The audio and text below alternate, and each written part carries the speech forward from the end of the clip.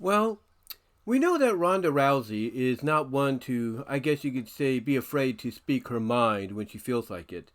Even if she's working for a company that she's pretty much, shooting on, if you will, when talking to various other media outlets like the New York Post, podcast, you name it. And she has a new book coming out next week. It's right there, the cover is right there, called Rousey, Our Fight, a Memoir. And she basically talks about her time in WWE. I'm assuming basically both, her runs, her first run and her second run. And she does not hold anything back. She doesn't. Now, you can probably tell that some of the experts, or, experts, or whatever you want to call it, the, I guess as they would say, the few excerpts that have been floating online, you can probably tell some of those were from her second run with the company, when it still had Vince, running things behind the scenes, and a little around the time that Vince, I believe, was getting ready to take his first sabbatical because of the allegations. So you can tell by those few excerpts that have been going around, in my opinion, that what she's talking about is during her second run, and it might also include her first run as well, the way she describes things. But like I said, she's not one to really, I guess you could say, hide her feelings about something. Like if she's going to speak out, she's going to speak out. Everybody says you want to find the equivalent of a CM Punk for the women. Well, Ronda Rousey could be on that, top tier of, female athletes, wrestling, mixed martial arts, you name it, that will not be afraid to speak how she feels about the environment she's working in currently or she was working in previously. And in this memoir, she does not hold anything back. In fact, I printed out the excerpts, if you will, the clips, if you will, from her book, the paragraphs and stuff that people were talking about, where she really just goes all in on WWE. Now, this is what it says, and I quote. This is from her book. This is from Ronda Rousey herself. This is what she says, and I quote. WWE loves to do well-produced video segments about the legacy of women within the organization. But the truth is women have largely been footnotes. For the longest time, they were regulated to serving male characters in a valet role. An overly sexualized supporting character that takes cheap shots when the ref isn't looking. Over time, as the level of female talent grew and society as a whole started to shift, the organization gradually expanded the role of female wrestlers. And she's not lying about that. I mean, we all know that there were times in the mid-'80s, late 80s, early 90s, even into the mid-'90s, that they tried to give the women some spotlight, but they didn't put them on the same level as the men. A good example is Medusa when she was Alundra Blaze. Medusa was brought in, made Alundra Blaze, basically was the focal point of that women's division, given the women's title, but then not really much was done. All you really had was pay per appearance opponents for her to face. And sometimes she had to go, with permission, over to Japan and compete and defend the title. And as a matter of fact, Solomonster talked about this when he was talking about Bull Nakano going into the Hall of Fame, being the first Joshi wrestler to do so. He talked about when Alundra defended and lost the title to Bull Nakano in Japan, that it was part of a 10-hour event. Or I think it was a 10-hour event. Yeah, 10 hours, something like that. It was a very long wrestling event. And, that was one of the ways she got to defend the championship when she was under contract. Otherwise, the women from Japan, All Japan Pro Wrestling, and some of the other wrestling promotions in Japan, Mexico, and in the States would come in as part of a pay per appearance. They weren't signed to any contracts. They were brought in at the potential request of Alundra, Medusa, or, they were brought in as favors to Vince McMahon, who worked with some of them in the past, like Leilani Kai and a few others. But, Ronda is not wrong here. Ronda is not wrong. Because after that, the women didn't have a women's division after Alonzo left and did the infamous thing she did with the women's title on Nitro. So they didn't have a women's division after that. The women's division was mostly just women that would do bra and panties, lingerie, you name it. And it was mainly focused on Sable. And that's one of the reasons the women's championship, in my opinion, was brought back to put it on Sable, in my opinion. That's why it was done. It wasn't done to put it on Ivory. It wasn't done to put it on Jacqueline. It wasn't done to put it on Tori. And I'm talking to Tori that came out, debuted as a fan of Sable. It wasn't that. It wasn't done to put it on Deborah temporarily or China or the Cat or anything like that. It was initially meant to, be given to Sable. And that's why when Alondra said, not Alondra, but when Ronda said here that over time, as the level of female talent grew and society as a whole shifted or started to shift, the organization gradually expanded the role of female wrestlers. And the reason for that is because they had to. If they didn't, and Vince McMahon didn't, then pretty much his company, and mostly himself, would be looked at as someone that never gave women a chance. That didn't really look at them as being important. And guess what? That is still something after he had to basically, grow with the times as much as he and his other associates didn't want to. You could still see that he didn't feel that they were important. I mean, does anybody recall 30-second to 90-second women's matches? Hello? Hello? I mean, I can. Now, she goes on to say this, and I quote, WWE bills itself as a sports entertainment organization. And just like in the mainstream entertainment industry, there was, by all accounts, a casting couch culture where men backstage in powerful positions pressured female talent for sexual favors in return for airtime. There were so many public accusations and scandals, it's hard to keep track, and more, that I'm sure the WWE managed to keep sweep under the rug.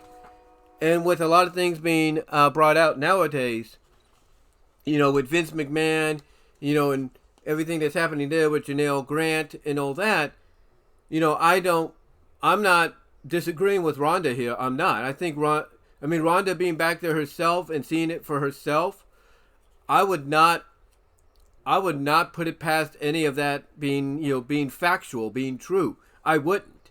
Now, could she be exaggerating in some areas? Maybe, but I don't think so. Ronda doesn't feel like, or doesn't seem like, in my opinion, Ronda doesn't seem like the kind of person that would lie about this kind of stuff or exaggerate. She might be bitter at times on certain things, but like I said, she's kind of the female equivalent of a CM Punk. She'll tell it like it is, whether you like it or not, and whether she's working for you currently or not. She'll tell it like it is.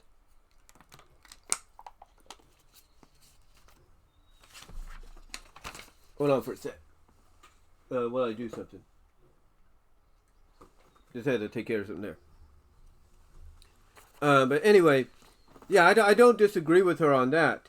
I don't disagree with her because at times, and I'm not saying this to be true because, I've watched wrestling along for a while, and I can't say whether or not this is true, but you could tell that some of the women, when she was there too, did look like they had just, I guess, cleaned themselves up a little bit more than they already did.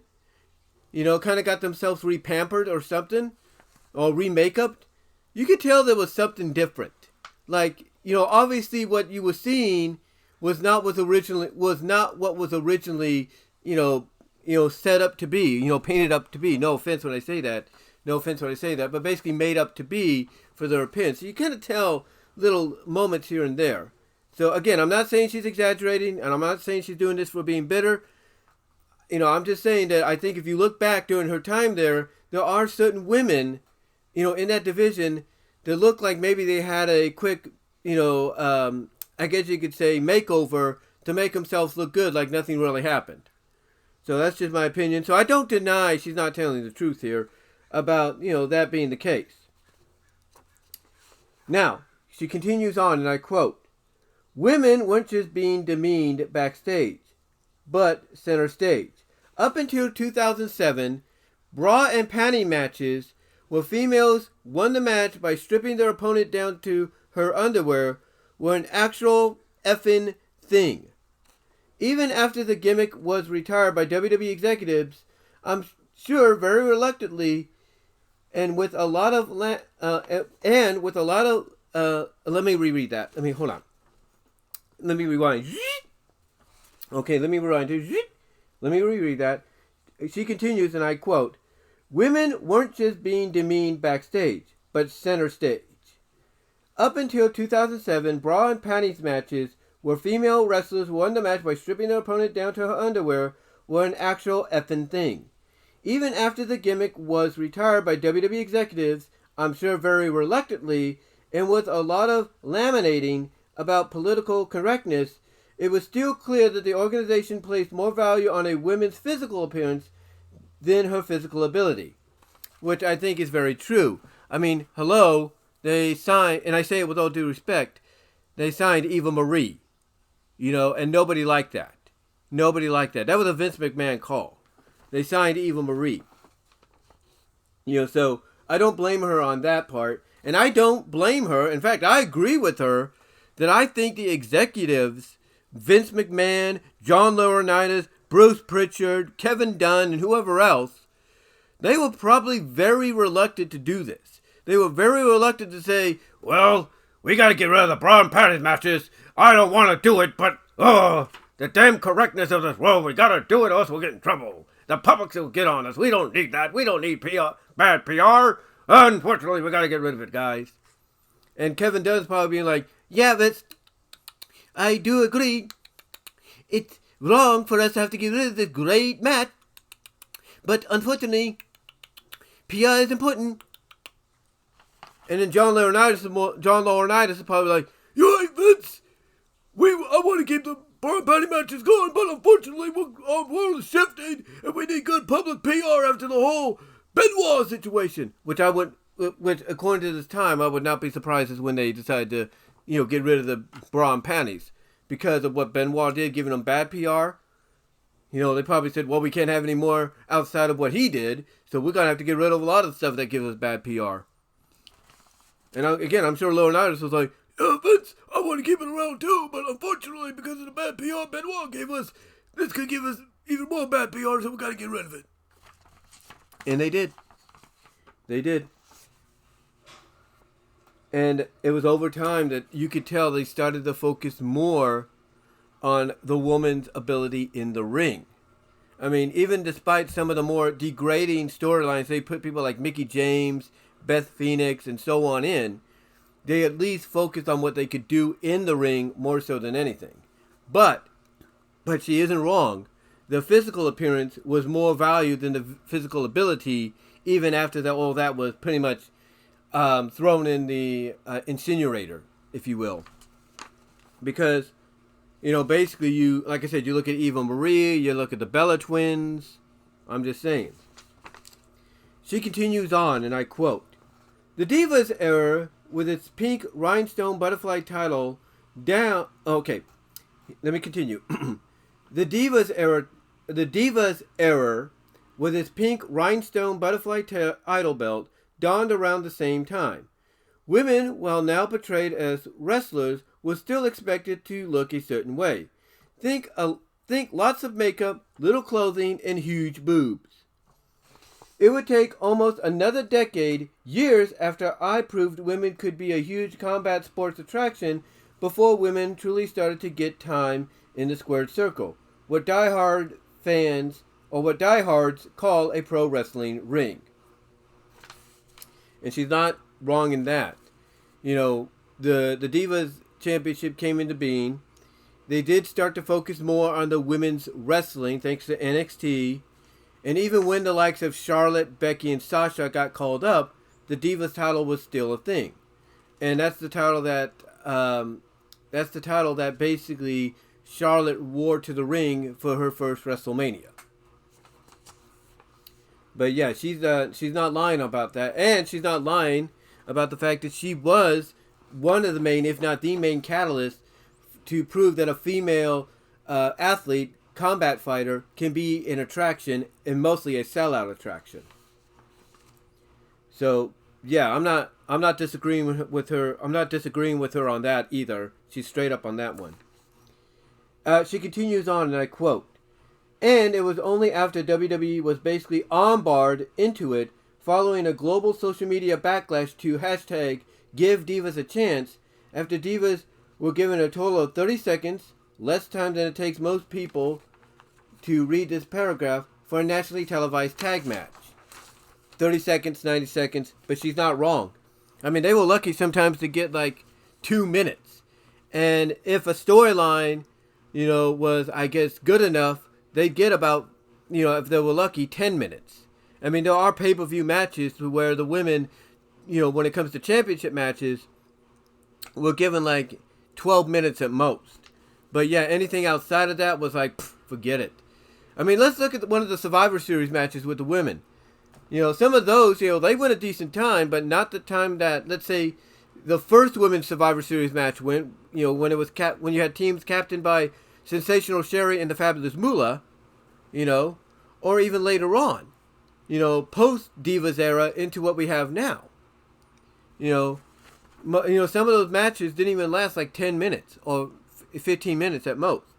So I get where she's coming from, and she's not wrong in that. She's not wrong. The only exceptions were, like I said, the pay-per-view matches that barely even went 10 minutes, if 12 minutes at most, and with the Survivor Series, mostly like 15 at most. Alright, continuing on. 4 women were given less time to collectively wrestle than every single man on the roster got for his intro music alone. Presented this information as a person outside of the wrestling world, you might draw the conclusion that there is a troubling, foundational, sexist, patriarchal culture within the WWE. You'd be right. I have nothing but respect for the female wrestlers who paved the way for women wrestlers today, and nothing but disgust for the amount of sexist, degrading BS. Okay, let me reread that. Let me reread that. What was I? Okay. I have nothing but respect for the female wrestlers who paved the way for the women wrestlers of today, and nothing but disgust for the amount of sexist, degrading bullshit they were put through. And she puts that in quotation marks. Or that is in quotation marks. Now, she did do an interview with Rick Ukasho, of Cage Side Seats. Ronda talked about wanting to leave WWE. And this is what she said. She said, I had a long sit down with Triple H, and I was like, I can't be associated with mediocrity. Okay, let me read that. She says, and I quote, I had a long sit down with Triple H, and I was like, I can't be associated with mediocrity. And that's what they seem to be happy with at the time. And I hope that is different now. But I can't say that I've ever experienced it any other way. Now, I'll put this, hopefully, some of it in the description so you can read it, if I can. But she also talked about something else. She went on another interview. I think it was the same interview. And she talked about how Charlotte and Rhea last year were not supposed to go so long. They weren't supposed to go as long as they did.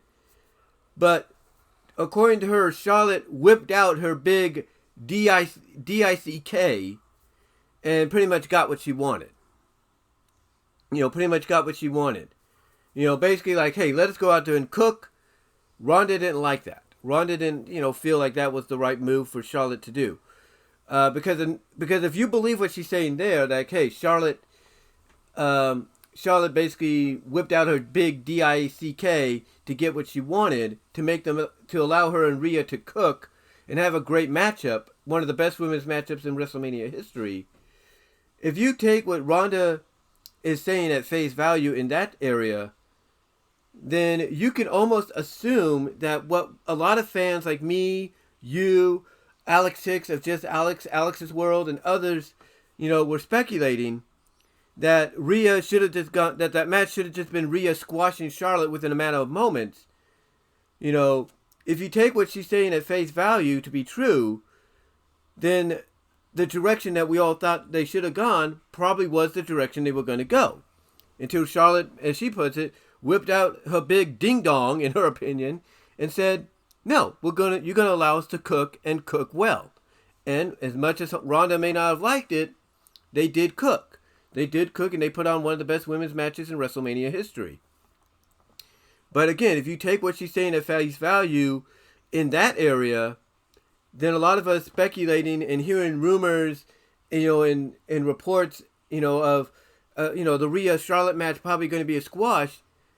It probably lends a lot of truth to that, to those rumors, to those reports. But yeah, overall, I don't disagree with anything she said here. I really don't. She's basically speaking from experience as a fan and as experience of being someone that worked behind the scenes there during the Vince McMahon era and during the Triple H era, which as brief as it was before Vince came in. Now, she did talk about, and she did allude to this as well, that Bruce Prichard, she said this before, because again, she's put him under the truck. She's put John Laurinaitis under the truck, Vince McMahon, and so on. Basically, she has said that Bruce Prichard, obviously, like, let's say Kevin Dunn, didn't like certain women. She mentioned a situation with Aaliyah and how Bruce told Aaliyah that nobody liked her. She was bad or something like that. And she was injured. She was on the injured reserve, but she was there. And he said something that made her cry because Liv Morgan came around asking what happened. And then they find out what happened with Aaliyah. And then Bruce is right there setting things up at the announce table. And that's when they confront him. And Bruce, according to her, is putting on this, sheepish little shit-eating grin like, oh, I love Aaliyah. I don't know where you heard that stuff from. I love her. She's tops. And Ronda basically, I think she said something along the lines of, don't cross us or something like that. Don't fool with us, if you will. Yeah, Ronda wasn't too thrilled with Bruce, if you will. She wasn't too thrilled with the fact. She says she doesn't know Aaliyah personally, but anytime she's met her, she's been nothing but nice. She's been nothing but nice, if you will. So yeah, she, like I said, she wasn't too thrilled with hearing about what happened to Aaliyah, or with Bruce, or anything like that. She wasn't too thrilled. She wasn't too happy, if you will. And again, I don't disagree with her or anything like that. I don't. I don't disagree with her on that, because, I would believe it. I would believe Bruce, and I was just trying to look at something like there if it sounded like I was a little distracted. I don't disagree with her on that whatsoever, because I think, honestly, Bruce is the kind of person that would say that. But now he's part of a new regime, and obviously I'm sure Triple H has probably took him aside and say, dude, you can't think the same way you used to do when you were working for my old man or for my wife's old man. You gotta clear your mind of all that past thought process and focus on the here and the now. And I'm not saying he did, but if I'm Triple H, I'm sure I'm taking him aside and saying, hey, if you don't want to lose your job, like Laurinaitis lost his, Dunn lost his, my father-in-law lost his, you don't want to be the next one. You need to basically straighten up your act. And I would not be surprised. I would not be surprised if, but if that was something that Triple H did. Because, again, I don't disagree with her saying Bruce Prichard said what he did, about Aaliyah. That, oh, nobody likes you and everything, and then trying to sheepishly cover it up. And I think when he saw Ronda there, along with the girls confronting him, and Ronda giving him that kind of like, clear the throat like motion or signal, and the look she was giving him, I'm sure Bruce was thinking in the back of his mind like, oh shit, maybe I shouldn't have said that with her around, with Ronda here now on the roster. I need to make up an excuse and kind of clear my name. But yeah, I don't disagree with Ronda on that, on Bruce, I should say, saying something like that. And honestly, here's what could happen. This memoir is a 1 week away from being released. I'll probably get my hands on it, just like I'm going to get my hands on Becky Lynch's book. I will. But here's what I think. Excuse me.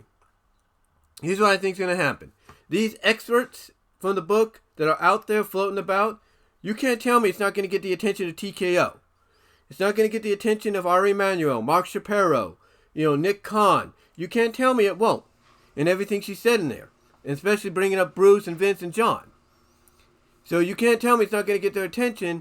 And when the book is fully out next week, you can't tell me that's not going to end up in their hands. They're going to read it. They're going to see what she's talking about when it comes to her time in WWE and Bruce's name coming up. I would not be surprised that before April is out and maybe a little after WrestleMania, Bruce Prichard could be adios muchacho.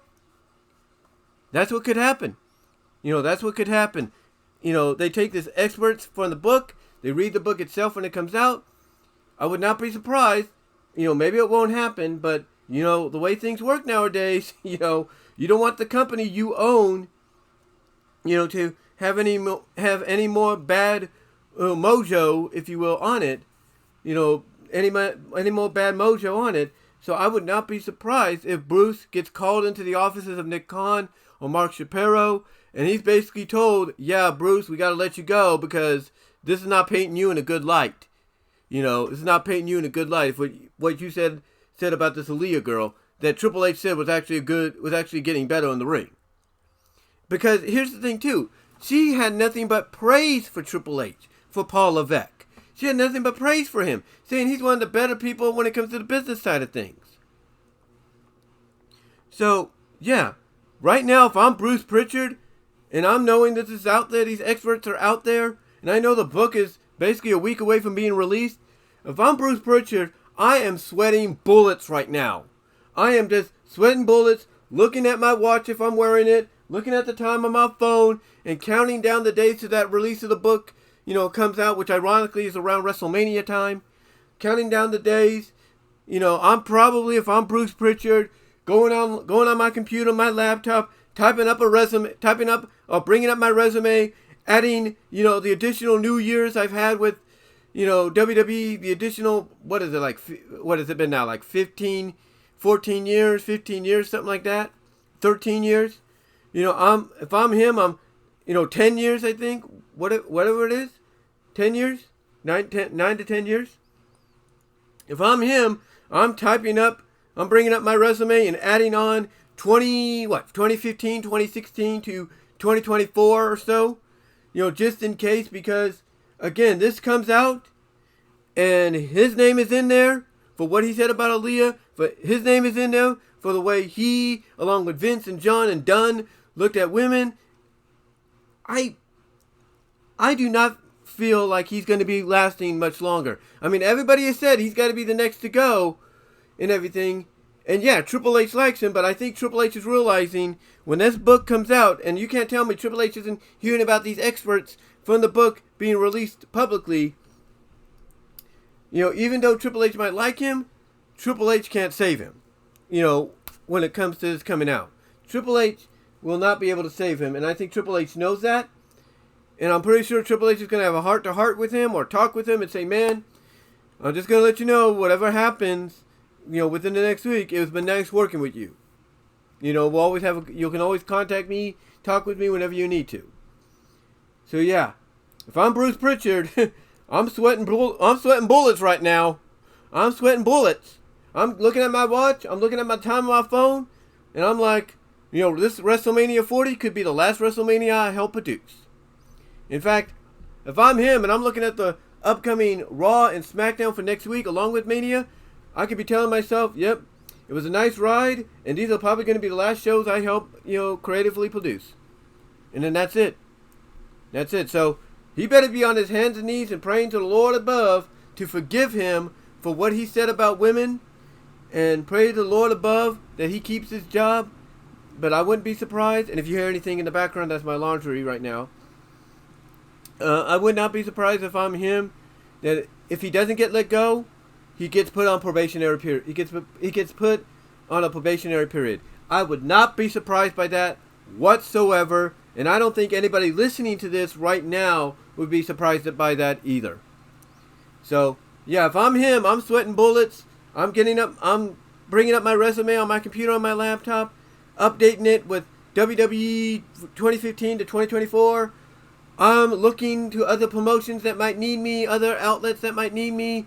I'm starting to come up with different ideas and topics to, talk about on my podcast and everything. I'm doing whatever I can to prepare myself for the inevitable, which is basically, being let go from WWE because of this after WrestleMania. So yeah, if I'm him, I'm sweating bullets. And again, if I'm him, I'm on my hands and knees praying to the good Lord above that the most that happens to me is I don't lose. That the best thing that happens to me is I don't lose my job, but I get put on a probationary period for the rest of the year. That's the best thing that he's got to hope for. That's the best thing he's got to hope for. But yeah, in closing, I totally agree with what Ronda said here. I don't disagree with any part of it whatsoever. And yeah, I'm probably going to get her book. I'll probably get Becky's book within the next week or two. And that's really all I could say about it. But let me know what you guys' thoughts are. I will try to put most of this in the description. If not, I'll try to provide a link where you can look at it. But yeah, let me know what your thoughts are, guys, on what Ronda had to say here with the culture behind WWE, what she had to say in the cage side seat interview that she did as well as the interview she did about talking about Charlotte and everything. Let me know what your thoughts are. What do you think the future will hold for Bruce after this, once this gets into the hands of everybody in TKO, everybody in WWE, and along with the fans and all that, along with these excerpts that are already out there. Let me know what your thoughts are. And until then, I will talk to you later. But yeah, give me your thoughts. Love to hear from each and every one of you on this. Do you believe anything she said here? But yeah, let me know what your thoughts are. Love to hear from you guys. Live chat during the premiere if you're watching on YouTube. And until then, I will talk to you later. But again, I'll try to put in the description as best I can. And until then, I am out.